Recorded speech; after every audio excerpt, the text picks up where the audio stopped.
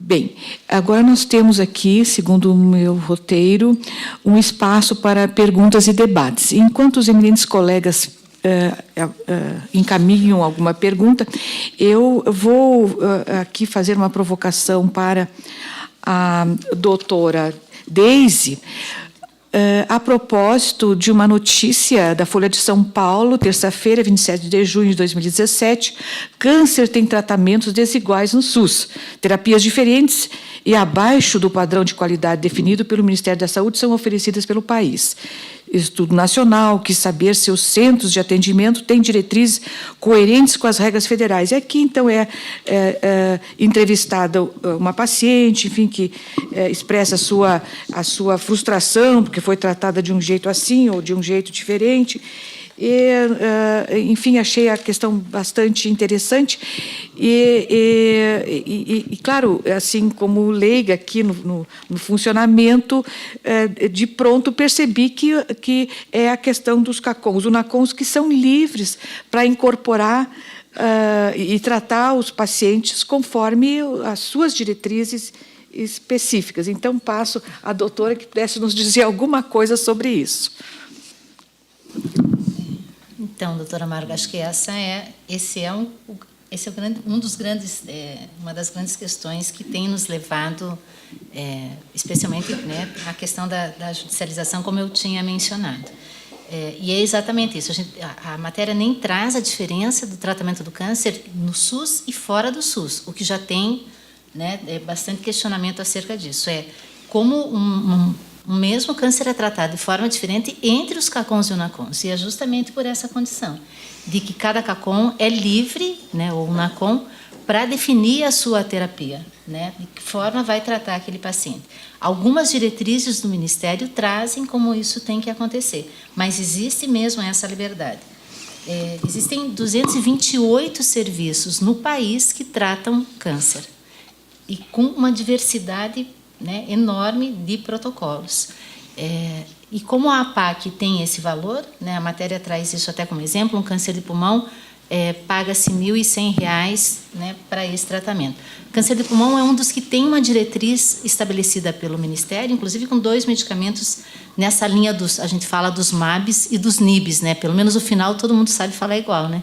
Então, tem 2 NIBs que tratam câncer de pulmão, mas que custariam R$ 7.000, e a APAC é de R$ 1.100. O que acontece? Via de regra, esse serviço não vai indicar o tratamento dessa tecnologia, mas não vai fornecer, né? Vai indicar para que esse paciente busque essa tecnologia, né, de outra forma que não a do serviço. Eu acho que isso vocês vão poder discutir muito melhor amanhã com a doutora Maria Inês Gadelha, né?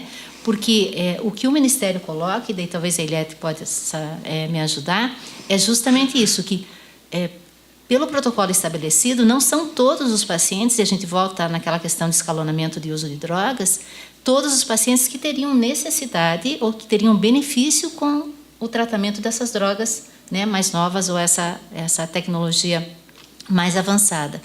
E o que o Ministério coloca esse valor da PAC de 1.100, então, compensaria todos aqueles inúmeros pacientes que poderiam ser tratados com uma primeira linha de tratamento que custa, em média, R$ 150. Então, só que essa conta e essa compensação, ela não é clara dentro do sistema. Então, por isso, essa desigualdade. Então, eu acho que o que a gente tem que avançar na linha de tratamento, na minha opinião, para câncer, são realmente protocolos que, como a gente tem no componente especializado, nós temos protocolos nacionais que ditam a regra da utilização, o critério e até onde a gente vai com aquele medicamento para um paciente. Talvez no câncer possa-se pensar, né, em protocolos mais abrangentes, mas numa sistemática de financiamento que possa ser mesclada até um determinado nível de tratamento que fique sob a responsabilidade do CACON e do NACON, que provavelmente é o que acontece hoje. Acontece que a tecnologia, a Eliette colocou isso, né? O segundo item mais demandado de análise é a oncologia da área, é a oncologia na Conitec. 40% dos medicamentos novos registrados na Anvisa no ano passado dizem respeito a medicamentos oncológicos. Nós estamos, né, envelhecendo, é uma doença que que já é prevalente, então a gente vai ter muitas questões relacionadas ao câncer. Eu acho que realmente a gente precisa rever. E talvez o futuro seja realmente esse, uma diferenciação na questão desse tratamento que possa trazer, né, protocolos mais abrangentes a ser seguidos por CACONs, porque a própria matéria traz que alguns CACONs nem diretrizes possuem. Então, como que você começa um tratamento se você não tem uma diretriz nessa área que é complexa, né? E mesclar tratamentos mais simples ou de primeira e segunda linha que possam ser administrados dentro da lógica da PAC e essas drogas mais complexas com critérios a serem utilizados, talvez fora da PAC, numa compra centralizada. É como eu enxergo a possibilidade de dar mais, né, igualdade no tratamento dentro do sistema. O sistema reconhecendo o que é custo efetivo, o sistema reconhecendo que aquela droga não vai trazer, e essa é uma questão importante no câncer, né? Algumas novas tecnologias trazem uma sobrevida de 2 meses ao paciente.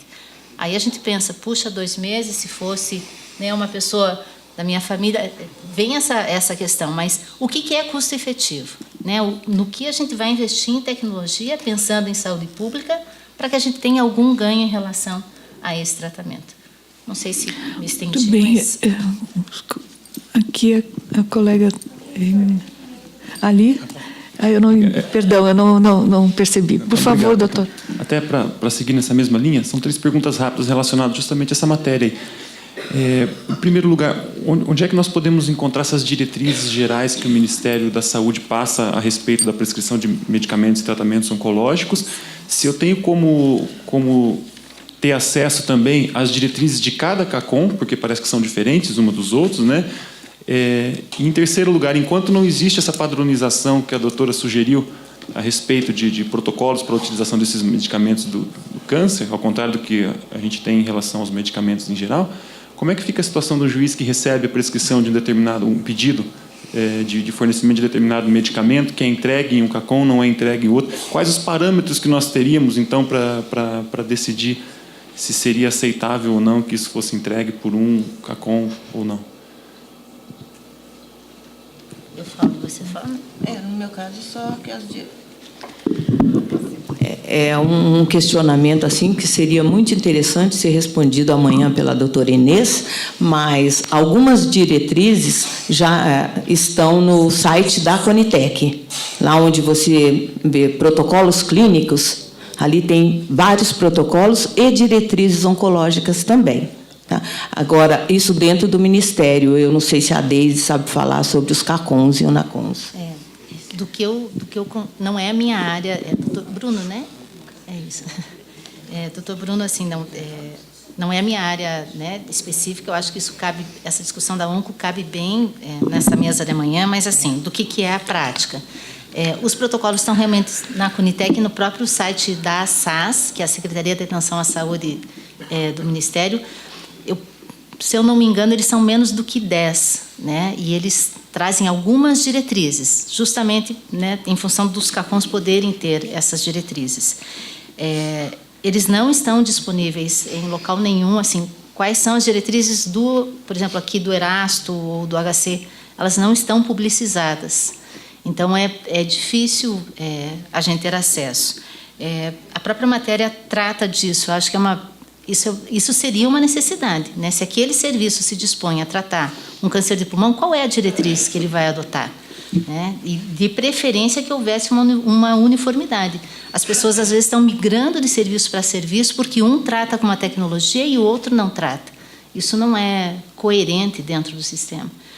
E a terceira é a mais difícil, né? O que o senhor faz com um pedido de um medicamento, né? Onde o senhor checa isso? Eu acho que talvez a primeira coisa que eu penso que deveria ser feita era perguntar para esse serviço qual é a tecnologia que ele está usando, qual é a diretriz, por que para aquele paciente ele já esgotou aquilo que ele tem no sistema e esse paciente não respondeu e você precisa de uma alternativa diferente. E ele pode vir a dizer, olha, o que tinha dentro da minha diretriz, o que cabe dentro da APAC em relação ao valor financeiro, eu já utilizei com esse paciente. Então, eu estou... A gente vê a prescrição do próprio CACON. Isso. Que não é o mais comum, tá? E assim, tem sido muito comum, doutor Bruno, o CACOM fazer essa prescrição, pôr na mão do paciente, o que nunca deveria acontecer. Um paciente não poderia sair de um serviço que está pretendendo atendê-lo de forma integral e integrada com uma prescrição e ter que buscar isso fora, né? E ele gera a APAC em favor do sistema, então ele está sendo ressarcido por aquele procedimento, até porque o procedimento engloba o medicamento, atendimento médico, de enfermagem, e eles, né, têm um mecanismo de compensação desse recurso, que é buscar o medicamento, né, de outra forma. Eu acho que a sugestão, a minha, simples, seria pelo menos inquirir esse serviço do que ele já utilizou e quais os resultados que ele teve com aquele paciente, se ele está, né, dentro do protocolo que ele estabeleceu. Isso eu já perguntei até para grandes serviços, mas assim, quando você indica isso está no seu protocolo, isso não fica muito claro, né? Mas pelo menos isso, mas eu acho que é uma das situações mais difíceis. O que vocês vão ter de resposta provavelmente no Ministério que o valor dessas APACs, elas se compensam. Então, se há procedimentos em que ele tem, digamos, um ganho ou uma diferença, né, favorável, há outros que ele teria um déficit e que isso deveria compensar uma coisa com a outra. Mas eu não sei, né? Eu acho que isso a doutora Maria Inês talvez amanhã possa, né, afirmar com mais segurança para vocês. Obrigada, doutora. Agora, ali, a doutora Vinci. Lá no Rio Grande do Sul, nós temos enfrentado uma dificuldade com as determinações referentes à restituição de medicamentos. O tribunal determina que sejam restituídos os medicamentos não utilizados. A União, muitas vezes, formula pedido expresso nesse sentido, mas diz que ela não tem a logística para receber esses medicamentos de volta. A Procuradoria-Geral do Estado, por sua vez, diz que orienta expressamente a farmácia do Estado, que seria a logística para a recepção desse medicamento, a não receber o medicamento, porque ela não tem condições de averiguar em que condições esse medicamento foi armazenado, se ele preserva eficácia, e que ela não vai dispensar aquele medicamento para outros pacientes. Então, nós temos aqui um impasse. O que eu gostaria de saber é como funciona aqui no Estado do Paraná a restituição de medicamentos e quais são os critérios técnicos que indicam quando um medicamento pode ser recepcionado e pode ser dispensado a outro paciente depois de já ter sido aberta a caixa, digamos assim, ou se a caixa não pode ter sido aberta. Porque tem situações diversas, às vezes, nos casos de importação de medicamento, o paciente leva o medicamento para uma quantidade expressiva de meses e pode acabar falecendo e está com aquele medicamento lá, e o problema é quem vai receber esse medicamento, se ele pode ser utilizado. Obrigada. Também pergunta, eu não esperava pergunta fácil, né? Mas tudo bem. Se tiver alguém da vigilância sanitária, e o problema é que isso está sendo gravado, eu já falei isso dentro do comitê, né, doutora Luciana, assim, a gente não deveria receber medicamento de volta, de forma alguma, né? Por quê? Justamente por essa dúvida em relação ao acondicionamento, ao armazenamento, à utilização. Isso é vedado, né? Na prática, o que a gente faz, né? Medicamentos que tenham a necessidade de refrigeração, com certeza a gente até recebe e estimula. Isso acontece até na cadeia, que não sejam só os dos judiciais, tá? Mas a gente vai fazer o descarte adequado, com dor no coração, muitas vezes, né? Porque às vezes é um medicamento que é de alto custo, às vezes é um medicamento que você está recebendo e você sabe que tem uma necessidade, né? Em sendo de geladeira, de verdade, a gente não vai fazer isso. Agora, em sendo um medicamento comum, digamos, esse que pode ser armazenado sob temperatura ambiente, a gente faz normalmente uma análise daquele caso, tá? Porque assim, uma boa conversa com o paciente, com o familiar, né? A gente tem até um formuláriozinho, tipo um questionário, que ele vai dizer aonde ele armazenou, por quanto tempo. Gente, às vezes, ele acabou de levar o medicamento. Ele saiu da farmácia há 2 dias ou há 1 semana, né? Qual é a diferença entre esse medicamento ficar na casa do paciente e na prateleira da farmácia? Se ele ficou, principalmente aqui no sul, né, gente? Olha, esse frio é quase uma geladeira, né? A gente deixar o medicamento num lugar ou no outro não tem muita diferença. Então, a gente faz um questionário, uma avaliação, né? E em algumas situações a gente recolhe e até pode reutilizar, tá? Mas assim, num critério muito individual, muito técnico, conversando com essa família. Não há muito tempo, um senhor muito esclarecido devolveu assim uma grande quantidade de medicamento oncológico. Nós fizemos uma visita na casa dele, né? E assim, as condições de armazenamento dele não eram diferentes das condições que a gente deixaria o medicamento dentro da farmácia, né? Quando eu vejo a cadeia logística de medicamentos e aquele ciclo que eu passei para vocês, a gente tem alguma segurança em relação àquilo, né? Esses dias, numa viagem para Brasília, descendo no aeroporto, tinha uma carga de medicamento em pleno sol do meio-dia, lá aguardando, sabe aquela coisa? Eu falei, nossa, a gente fica loqueando aqui com tanta neura em relação a isso, e eu tenho a segurança da cadeia. Bom, se eu falar isso, ninguém mais toma medicamento, eu sei, né? Mas é para dizer também que ele tem algumas condições que vão além daquela que a indústria coloca, né? Eu tinha um amigo que trabalhava na FURP, ele dizia, vocês farmacêuticos são todos neuróticos, a gente trabalha para saber que ele vai aguentar além daquilo que eu estou colocando. Se é 25 graus, se é 30, é para além disso, fiquem tranquilos. Mas lógico que ninguém escreve isso, ninguém escreve que pode receber, né? Ninguém escreve que pode usar depois do prazo, apesar da questão há quanto tempo eu uso, ninguém vai escrever isso. Né? Ninguém vai, e é melhor que a gente não faça mesmo, né? Mas eu lhe diria que a conduta aqui é essa: medicamento refrigerado de forma alguma, porque aí é mais difícil eu garantir essa cadeia, né? E é difícil também eu garantir nas minhas farmácias, é difícil eu garantir na clínica particular que dá vacina. Essa cadeia, a cadeia da rede frio não é fácil de ter esse controle. Né? Por isso, a questão da estruturação ela é tão importante quanto ter o produto. Mas os medicamentos realmente que não requerem maiores condições, os medicamentos mais comuns, a gente faz esse tipo de análise, sempre informando nos autos também. Né? E, de qualquer forma, recolhendo sempre, porque aí a gente prefere estimular o paciente que ele devolva do que a gente correr o risco daí do mercado paralelo em relação a essas drogas que a gente também tem acompanhado, né? Facebook, as pessoas dispõem dessa droga de alguma forma, ou devolve no hospital, na clínica, em algum lugar ela vai parar, né? Então era melhor que viesse com uma análise e fosse descartada de forma adequada. Obrigada, doutora. Mais uma pergunta, que nós estamos com o tempo esgotado. Aqui, doutora, faz favor. Doutora Del. Oi, bom dia, tudo bom? Bom dia. É uma pergunta sobre o Conitec. Eu fiquei bem impressionado sobre o trabalho realizado pelo órgão nessa questão técnica de avaliação dos medicamentos e percebi a seriedade do órgão pelo trabalho que faz. Mas o que me preocupou foi a questão que ele leva o relatório dele vai para um secretário do Ministério da Saúde, né? E esse secretário tem o poder depois de aprovar ou não, né, em definitivo, encaminhar isso para incorporar no sistema. Eu estava aproveitando, enquanto a senhora falava, a gente fez uma pesquisa aqui na internet e a gente verificou assim que, pelo menos em abril desse ano, não sei se ainda é o meu secretário estava envolvido aí em casos de corrupção. Então, como a gente está no Brasil, a gente está em Curitiba, em homenagem ao trabalho maravilhoso que está sendo feito aqui, eu gostaria de saber o seguinte: se vocês têm um percentual de relatórios que foram aprovados, medicamentos, e que foram rejeitados por essa autoridade, ou o contrário. Porque a gente tem que... E isso é evidente aqui no que está se fazendo desde ontem pela manhã aqui. Está se falando de saúde, mas está se falando muito de dinheiro. Muito dinheiro. E um relatório da Conitec a favor ou contra interessa muito a muitas empresas e a muitas pessoas. Então, desculpe trazer isso para o mundo...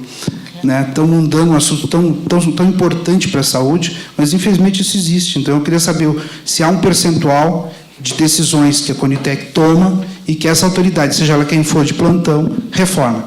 Doutora Eliette.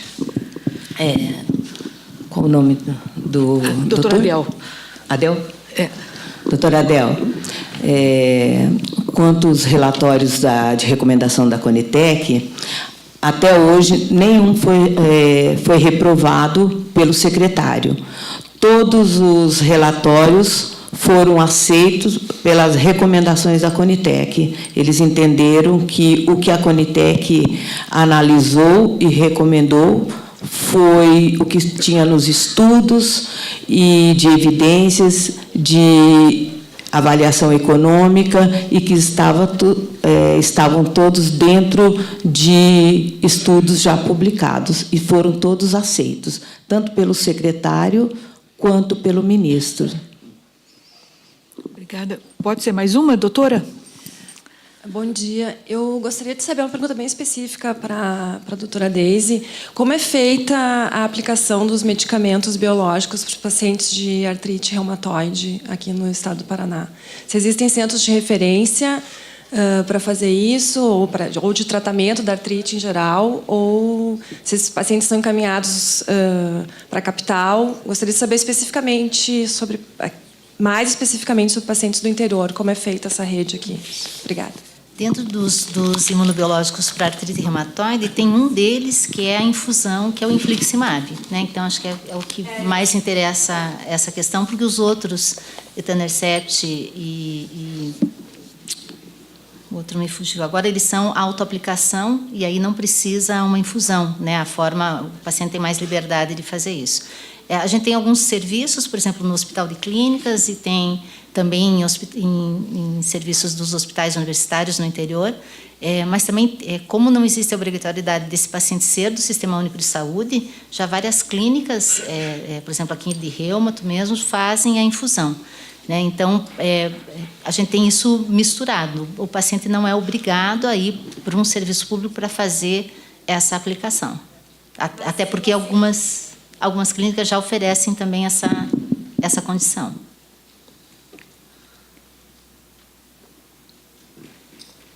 Mas a senhora falou em clínicas. Se o paciente recebe o medicamento pelo SUS, Ainda assim ele pode. ainda assim ele pode. E existem Isso. convênios que são feitos, é assim que se faz? Não, esse paciente, às vezes, Mas aí ele precisa pagar para fazer hoje os convênios já a pagam aplicação. isso, né? O infliximab é um medicamento, inclusive. Sim, mas se ele não tem convênio, se é um paciente SUS. Daí ele pode vir para o serviço público. E aí no serviço público aqui no Paraná, isso só existe em Curitiba ou isso é feito em alguns hospitais do Isso interior? em Curitiba, né? E nos hospitais universitários no interior. A gente tem pelo menos 3 hospitais universitários. Tá bem, obrigada. Tá bom? Para esse medicamento bem específico, né? Para o infliximab. Existem outros medicamentos que demandam essa condição também de centros de aplicação, por exemplo, toxina botulínica, a gente tem centros de referência de tratamento e de aplicação, né? Isso otimiza a questão da dose, inclusive, né? O que a gente espera que ocorra com o bevacizumab quando o Ministério também incorporar, tá? Estamos no aguardo. Muito bem, então, doutoras, professoras, muito obrigada pelas valiosas contribuições. Agora nós teremos uma atividade prática, estudo de caso. Ela será coordenada pelo juiz Francisco Donizete Gomes, pelo juiz Clênio Jair Schulze e pela juíza Luciana da Veiga Oliveira. Pediria a um dos coordenadores, o doutor Clênio, que está aqui bem na pontinha, por favor, se pudesse esclarecer os eminentes colegas, a nós todos, como vai funcionar essa etapa. E aí nós teríamos agora um intervalo, mas já estamos na hora da atividade prática, estudo de caso. Ok. Bom dia, colegas. Na verdade, são casos bem simples, com alguns questionamentos. Eles são cinco grupos divididos em 5 salas. E a ideia é que os colegas cada grupo eleja um relator, para depois, numa plenária, apresentar quais são as conclusões, enfim, sobre aqueles questionamentos. A ideia foi fazer casos bem resumidos para permitir que haja o debate, enfim, e depois a apresentação aqui na plenária. Ok? Foi muito bom.